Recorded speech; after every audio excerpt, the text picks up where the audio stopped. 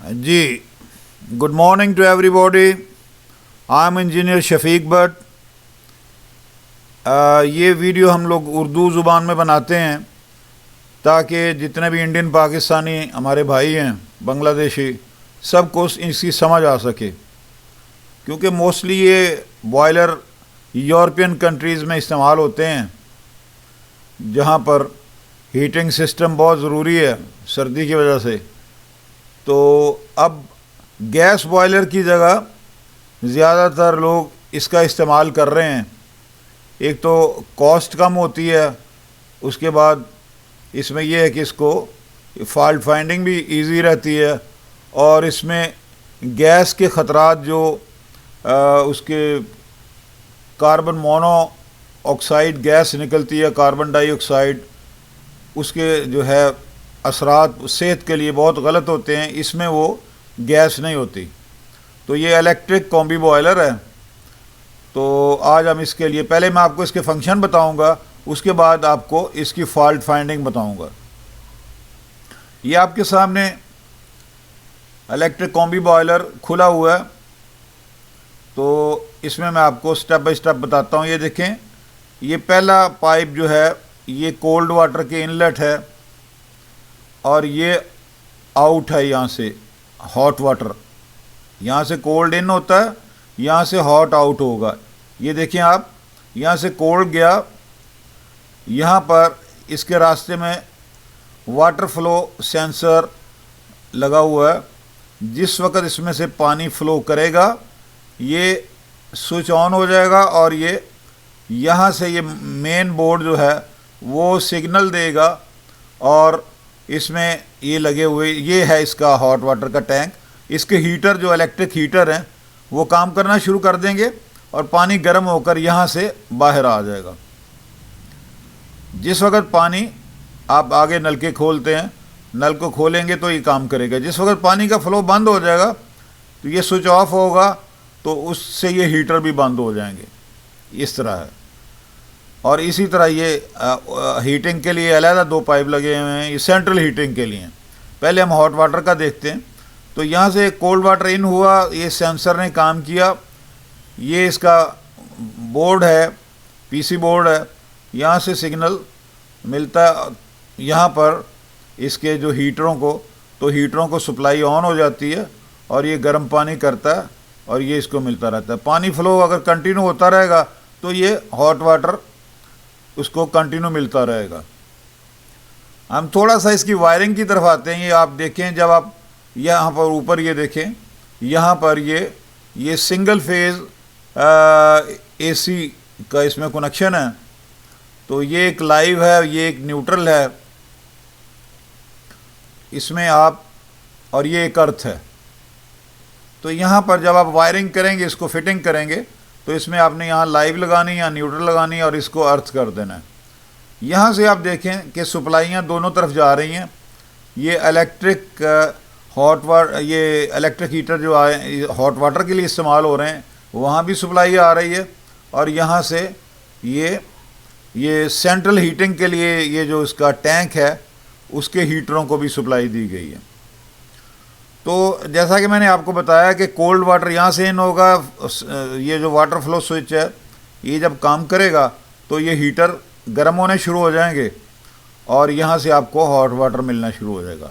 ये कितना सिंपल और आसान इसकी वायरिंग है, और आप फॉल्ट फाइंडिंग भी आसानी से कर सकते हैं। उसके लिए मैं आपको बताता हूँ फॉल्ट फाइंडिंग के लिए भी। तो आप ज़हन में ये रखें कि कोल्ड वाटर यहाँ से इन हुआ, और हॉट वाटर यहाँ से मिलेगा। ये इतना सर्किट है इसका। अब सेंट्रल हीटिंग के लिए जो रेडिएटर लगे हुए हैं उसके लिए ये दो पाइप हैं। ये रिटर्न है, ये फ्लो है। फ्लो से गर्म होकर पानी बाहर निकल रहा है, जो रेडिएटरों को जा रहा है, 1 2 3 4 5 जितने भी हैं। ये चूँकि इलेक्ट्रिक कॉम्बिनेशन जो बॉयलर है ये छोटे घरों के लिए इस्तेमाल होता है, जिसमें 2-3 रूम हो, तो उन घरों के लिए होता है। तो बड़े घरों के लिए आपको गैस बॉयलर की ज़रूरत पड़ती है, लेकिन जितने भी छोटे फ्लैट्स या छोटे घर होते हैं उनके लिए ये कामयाब है। तो यहाँ पर ये देखें, ये इसका फ्लो है, ये रिटर्न है। रिटर्न से जो पानी वापस आ रहा है यहाँ से इन होगा, और ये जो पानी रिटर्न आ रहा है इसके रास्ते में ये पंप लगाया हुआ है। पंप चूँकि इसलिए कि उसके लिए प्रेशर की ज़रूरत होती है रेडिएटरों में पानी भेजने के लिए, तो उसमें ये पंप ज़रूरी है।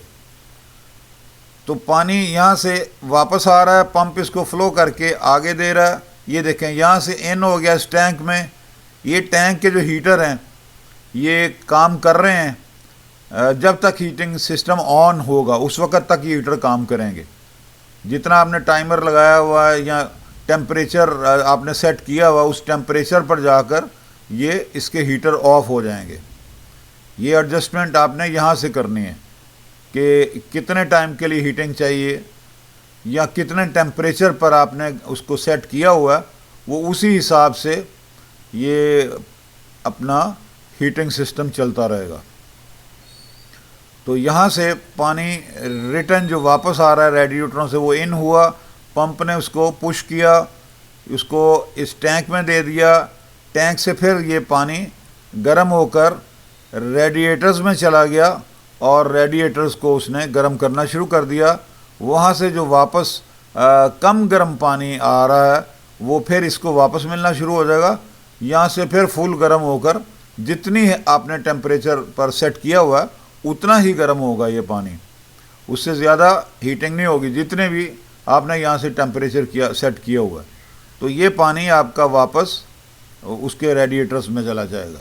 ये देखें कितना इजी है, और इसके फॉल्ट को भी जो है ट्रेस करना मुश्किल नहीं, वो मैं आपको आगे चल के बताता हूँ। अभी ज़हन में ये रखें कि ये हॉट वाटर का इन्होंने सेपरेट, हॉट वाटर की पहचान ये है कि इसके लिए पतले पाइप इस्तेमाल किए होते हैं और ये इसके लिए मोटे पाइप है। मोटे पाइप जो वो सेंट्रल हीटिंग के लिए हैं, और ये वाले जो दो पाइप हैं ये कोल्ड वाटर इन, ये और ये हॉट वाटर यहाँ से आउट हो रहा है। यहाँ से रिटर्न जो ठंडा होके पानी, ठंडा तो नहीं कम गर्म होके वापस रेडिएटरों से आ रहा होता है, वो पंप ने इस आगे पुश कर देना और ये इसमें चला जाएगा टैंक में, और टैंक के हीटर इसको मज़ीद गर्म करके वापस उसमें दे रहे हैं। ठीक है, मुख्तसर हम के वीडियो लंबी ना हो जाए, मेरा ख्याल आप समझ गए होंगे। हम आपको बताते हैं फॉल्ट फाइंडिंग के मतलब। तो फॉल्ट फाइंडिंग में ऐसा है कि फ़र्ज़ करें फॉर एग्ज़ाम्पल फॉल्ट आता है कि जी नो हीटिंग और हॉट वाटर, हीटिंग भी नहीं हो रही, बिल्कुल डेड हो गया, मसलन हॉट वाटर भी काम नहीं कर रहा। तो पॉसिबल उसकी जो कॉज हो सकती हैं उसमें आप चेक करें कि सर्किट ब्रेकर जो है वो तो नहीं ट्रिप कर गया, यानी कि इन पॉइंटों पर आप देखें खोल कर कि यहाँ पर सप्लाई आ रही है, इलेक्ट्रिक सप्लाई चेक करें आप, ये लाइव है, ये न्यूट्रल है। यहाँ पर मल्टीमीटर से आप एसी चेक करें, एसी जितने भी आपके मुल्क में हैं 230 हैं, 240 हैं, 110 हैं, जैसे यूएसए में आपको मिलेंगे 110, तो 120 भी होते हैं, लेकिन मोस्टली आपको यूरोपियन कंट्री में और यूके के अंदर 230 240 मिलेंगे।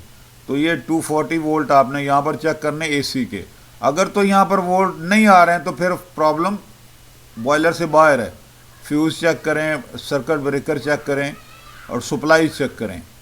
उसके बाद अगर यहाँ पर सप्लाई आ रही है तो फिर पीछे कोई प्रॉब्लम नहीं, फिर आगे आपने चेक करना है कि इसके बोर्ड में यहाँ पर इसको ओपन करेंगे, दो स्क्रू हैं इसको ओपन करके पीछे देखें कि सप्लाई कहाँ तक जा रही है। रास्ते में इसके अंदर भी इस बोर्ड में फ्यूज़ लगा होता है, कहीं वो फ्यूज़ ब्लो तो नहीं हो गया, इसमें भी इंटरनल फ्यूज़ लगाया गया होता है, इसको भी आप चेक कर सकते हैं। तो स्टेप बाय स्टेप आपने देखना है कि सर्किट में सप्लाई कहाँ कहाँ जा रही, क्या इस बोर्ड में सप्लाई आ रही है। ज़ाहिर है कि फुल 220 या 240 वोल्ट तो नहीं इसको दिए होते हैं, इसको फिर डीसी वोल्ट में कन्वर्ट करके, क्योंकि कोई भी जो मदरबोर्ड है या पीसी बोर्ड है वो डीसी वोल्ट पर वो काम करते हैं। उसके लिए डिपेंड करता है कि 12 वोल्ट सप्लाई दी हुई है, 18 वोल्ट है, 24 वोल्ट हैं या 5 वोल्ट हैं। किसी जगह जैसे ये प्रोसेसर आईसी लगा हुआ है, इसको 3.3 वोल्ट दिए होते हैं। तो ये सारी सप्लाइयाँ आपको देखनी पड़ेंगी मल्टीमीटर के साथ, डीसी वोल्ट। एसी सिर्फ इसकी काम करेगी पंप के लिए और ये मेन सर्किट के लिए। बाकी आगे सारा सर्किट में आपको DC supply, DC volt check करेंगे। वो आपको वो ज़ाहिर है जितने भी आप टेक्नीशियन लोग हैं आपको पता होगा कि डीसी वोल्ट कहाँ पर कितने होते हैं और वो आपने चेक करने हैं। मोस्टली यहाँ पर 12 वोल्ट सप्लाई होगी, फिर ये आगे ट्रांजिस्टर के ज़रिए उसको कम करके किसी जगह 3.3 वोल्ट दिए होते हैं, कहीं 5 वोल्ट दिए होते हैं, तो वो आपने चेक करने हैं। बहरहाल पहले मेन आपने यहाँ पर चेक करनी है। तो उसके बाद दूसरी पॉसिबिलिटी हो सकती है फॉल्टी हीटर एलिमेंट। इसके अंदर भी हीटर एलिमेंट लगा हुए हैं इलेक्ट्रिक, इसके अंदर भी लगे हुए हैं। ये गर्म पानी के लिए हैं इसके अंदर और ये सेंट्रल हीटिंग के लिए हैं। तो इनके लिए ये देखना ये वायरें हैं, जैसे इसके अंदर 3 लगे हुए हैं, 1 2 3। इसकी आप ये देखें 6 तारें आ रही हैं कि एक एलिमेंट के लिए 2 तारें होती हैं, नेगेटिव पॉजिटिव। तो वो एसी की आपने इनकी कंटिन्यूटी, अच्छा इनकी कंटिन्यूटी चेक करनी है आपने रेजिस्टेंस पे रख के मीटर को, मल्टीमीटर को। तो इनकी कंटिन्यूटी चेक करनी। अगर तो इसकी कंटिन्यूटी नहीं आ रही तो इसका फिर ये हीटर ख़राब होगा। 1 को 2 को 3 को आपने चेक करना है। वो आपने देखना है कई तो ऐसे होते हैं जो रिप्लेसेबल होते हैं, आप उनको निकाल के वो आप चेंज कर सकते हैं। अगर 3 है, 3 में से 1 ख़राब है तो उसको निकाल के आप नया लगा सकते हैं। अगर वो रिप्लेसेबल नहीं है तो फिर आपको ये टैंक चेंज करना पड़ेगा। लेकिन ज़्यादातर ऐसा है कि इनकी रिपेयर की जा सकती है, थोड़ी सी मेहनत करेंगे तो आप इसी को रिपेयर कर सकते हैं। नया रॉड ला के उसमें लगा दें आप, 1 या 2 या तीनों ख़राब हैं, तीनों चेंज कर दें। लेकिन तीनों कम ही ख़राब होते हैं, मोस्टली 1 ही ख़राब होगा या 2 ख़राब होंगे। इसी तरह ये भी रिपेयरेबल होता है। ये आप पर डिपेंड करता है कि आप कितनी मेहनत करते हैं। जितनी मेहनत करेंगे उतना आपका कम खर्च होगा। अगर आप इजी करना चाहते हैं तो फिर आपको पूरा कंप्लीट चेंज करना पड़ेगा। ये आप पर डिपेंड करता है। मुश्किल काम कुछ भी नहीं है। तो आपने पैसे बचाने हैं तो आप इसको रिपेयर कर सकते हैं, नहीं तो आप रिप्लेस कर दें। अच्छा, तो उसके बाद थर्मोस्टेट जो है वो चेक करें कि बहुत लो पर तो नहीं है, अगर वो पानी गर्म नहीं कर रहा है। या फॉल्टी भी हो सकता है थर्मोस्टेट। ऐसा भी होता है कि वाटर प्रेशर जो है वो बहुत कम हो गया है। वाटर प्रेशर अगर लो होगा वो चेक करें, क्या है वाटर प्रेशर बहुत कम तो नहीं है कि इतना प्रेशर ही नहीं आ रहा कि जो वो इस स्विच को ऑन नहीं कर रहा तो कि ये सर्किट आगे कम कर सके। वाटर प्रेशर देखें। उसके बाद वाटर लीक्स चेक करें आप। और पॉसिबल दूसरी कॉजेज़ हो सकती हैं कि फॉल्टी प्रेशर रिलीफ वाल्व उसका जो है वो उसको देखें, ये ख़राब तो नहीं है। वाटर फ्लो स्विच भी ख़राब हो सकता है। ये देखें वाटर फ्लो स्विच जो है इसको आप चेक करें। इसको आप ओपन करके चेक कर सकते हैं। यहाँ से खोल के इसमें से कोई भी आप लिक्विड, इसमें से पानी स्पेशली फ्लो करके देखें तो इसको कंटिन्यूटी बतानी चाहिए, स्विच को ऑन हो जाना चाहिए। अगर आप इसको नॉर्मल हालत में देखेंगे बग़ैर पानी के तो ये ओपन शो करेगा। ये इसकी पहचान। इसको मैं ठीक करने का तरीका आपको बता रहा हूँ कि नॉर्मल हालत में आपको ओपन शो करेगा और पानी का फ्लो करेंगे तो ये ऑन हो जाएगा। फिर ये कंटिन्यूटी चेक करेगा। उसके लिए आप एक मैग्नेट लेके भी इसके ऊपर रख सकते हैं, मैग्नेट से चेक कर सकते हैं। मैग्नेट से भी कई मैग्नेटिक स्विच होते हैं, वो जब ऑन हो जाएंगे तो वो उससे आप चेक कर सकते हैं। जैसे वो रेडियो का, टेलीविज़न का स्पीकर होता है, उसके पीछे मैग्नेट एक है, वो आप कभी पुराने स्पीकर में से निकाल के अपने पास रख छोड़ें, वो आपको इसकी टेस्टिंग के काम आएगा।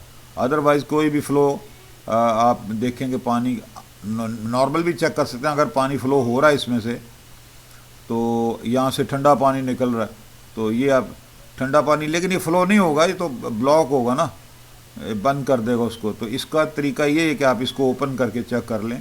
तो इसको रिप्लेस करना तो नया स्विच लगा दें आप। अच्छा, उसके बाद पॉसिबल दूसरी जो कॉज है उसमें सिस्टम में कहीं लीक देखें, लीक तो नहीं है। तो ये सेंसर का भी मैंने बताया, फॉल्टी सेंसर भी हो सकता है। फिर एयर लॉक भी देखें, सिस्टम में कहीं एयर लॉक तो नहीं हो गया। फिर एरर कोड देखें डिस्प्ले के ऊपर। जो कोड आ रहा है उसकी बुक के ऊपर आपको उसकी कॉज लिखी होगी। ओके, तो इलेक्ट्रिकल फॉल्ट में आपको बताया कि जो है वो पावर सप्लाई आपको चेक करनी पड़ेगी। उसमें उसके रास्ते में कई दफ़ा टेम्परेचर कंट्रोल सेंसर लगा होता है, वो ख़राब हो जाता है। जब ओवर हीट सेंसर जो है वो उसको चेक करें कि उसमें प्रॉब्लम तो नहीं है। कई दफ़ा वो ख़राब हो जाता है क्योंकि वो ओवर हीट के लिए होता है, ओवर हीट पर वो सर्किट काम नहीं करेगा। फिर पंप को चेक करें कि पंप पर सप्लाई आ रही है, पंप काम नहीं कर रहा है। कई दफ़ा फॉल्टी पंप भी होता है, पंप फॉल्टी हो गया तो उसके आप इनपुट पर देखें कि सप्लाई उसको मिल रही है। अगर ये 220 का या 240 का तो उस पर देखें वोल्टेज आ रहे हैं लेकिन पंप नहीं काम कर रहा है तो पंप ख़राब है, पंप रिप्लेस करना पड़ेगा आपको। अगर सप्लाई नहीं आ रही है, पंप नहीं काम करेगा, फिर उसकी वायरों को आप पीछे चेक करते जाएं, कहीं रास्ते से वायर तो बर्न नहीं हुई या डिस्कनेक्ट तो नहीं है कनेक्शन, या उसके रास्ते में कोई रिले लगी हुई है तो उसको चेक करें। वो सर्किट आपको खोल के चेक करना पड़ेगा, बड़े सुकून से आराम से चेक करें, कोई मुश्किल काम नहीं, दुनिया में कोई काम मुश्किल नहीं है। अगर आप उसको ट्रेस करेंगे तो वो फॉल्ट भी आपको पता लग जाएगा। फिर एक फॉल्ट इसमें ये भी आता होता है कि हीट एक्सचेंजर जो है, ये जो टैंक्स हैं तो इसमें ब्लॉकेज आ जाती है लाइम स्केल की वजह से, वो चेक करें। और फॉल्टी थर्मोस्टेट जो है, जो भी रास्ते में थर्मोस्टेट लगा हुआ है टेम्परेचर का जो सेंसर है उसको देखें आप। और उसके बाद कोई लूज़ कनेक्शन कहीं पर आपको नज़र आ गया। मोस्टली ये फॉल्ट आते हैं कि इलेक्ट्रिक की वायर कहीं पर स्पार्क दे के वो जल गई है और उसको आगे सप्लाई नहीं जा रही। ज़्यादातर फॉल्ट इसमें ही आते हैं। और इलेक्ट्रिकल फॉल्ट की रेशो ज़्यादा है। इलेक्ट्रिकल फॉल्ट में यही होता है कि यहाँ पर सप्लाई नहीं आ रही, अगर आ रही है तो आगे जा रही है, पंप के ऊपर आ रही है लेकिन पंप काम नहीं कर रहा, पंप फॉल्टी है, या यहाँ पर सप्लाई नहीं पहुँच रही। उसकी केबल को आप ट्रेस करते हुए पीछे जाएं तो रास्ते में कहीं ना कहीं बर्न हुआ होगा। प्रिंट सर्किट जो है, प्रिंट भी कई दफ़ा जल जाता है, उसको आप साफ़ करके, कार्बन साफ़ करके उसको जंपर लगा के उसको ठीक कर सकते हैं।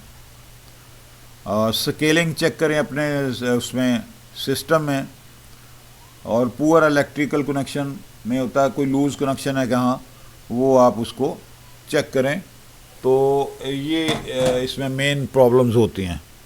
उसके अलावा अगर फिर भी अगर आपको इसके बारे में कोई क्वेश्चन हो तो आप मुझे कमेंट सेक्शन में पूछ सकते हैं, और ताकि मैं जो नेक्स्ट वीडियो आपके लिए फिर और बनाऊंगा उसमें मैं उस फॉल्ट के मुतल्लिक भी एक्सप्लेन करता रहूँगा। आपने कमेंट ज़रूर करने हैं, उसमें बताएं कि जी ये प्रॉब्लम का क्या हल है। तो मैं इंशाल्लाह जल्द ही इसी इलेक्ट्रिक कॉम्बिनेशन बॉयलर पर एक और वीडियो बना दूंगा और उसमें उन फॉल्ट का मैं आपको हल बताऊंगा इंशाल्लाह। Okay, so take care, so we will see you in a next video. और इस वीडियो को आप प्लीज़ शेयर ज़रूर करें, और मेरा चूँकि चैनल नया है इसको आप सब्सक्राइब ज़रूर करें और अपने दोस्तों को भी बताएं, सब्सक्राइब करें, लाइक करें और शेयर करें। Thank you very much, God bless you, see you later. Channel को सब्सक्राइब करें जो कि बिल्कुल फ्री है, लाइक करें और बेल को प्रेस करें ताकि आने वाली नई वीडियो की इत्तला आपको मिल सके। अल्लाह bless you and God bless you.